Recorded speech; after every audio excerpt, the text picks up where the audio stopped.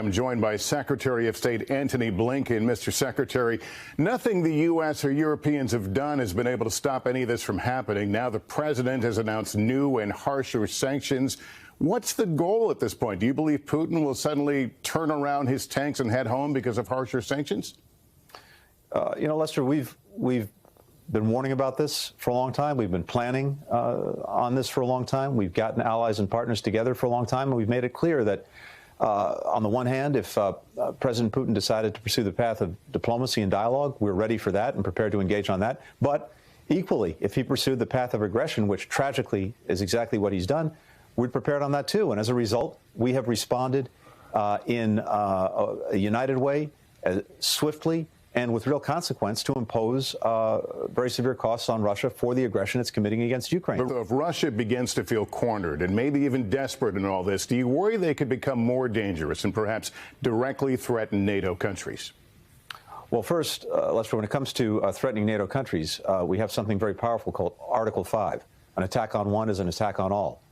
Russia knows that, and that's exactly why, among other things, one of our responses has been to shore up NATO's defenses, to put more forces, to put more equipment on its eastern flank, the countries closest to Russia, to deter any aggression that Russia might be contemplating against NATO countries. But in terms of doing other things, look, I think you just have to listen to President Putin's own words. This is something he was planning all along. We made every possible effort to deter him, to dissuade him from taking this course. But clearly, this has been something that he's planned for a long time, and it's much bigger than NATO. This is all about trying to get Ukraine back into his orbit, to reconstitute, if he could, something approximating the Soviet Empire. Short of that, re-exerting a sphere of influence to subjugate countries on his borders to his will. That's what's going on. And very quickly, any signs that he is losing support at home? Look, much too early to say.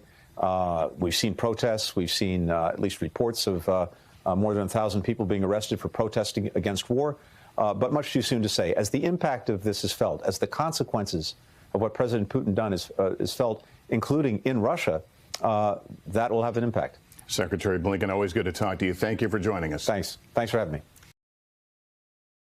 Thanks for watching our YouTube channel. Follow today's top stories and breaking news by downloading the NBC News app.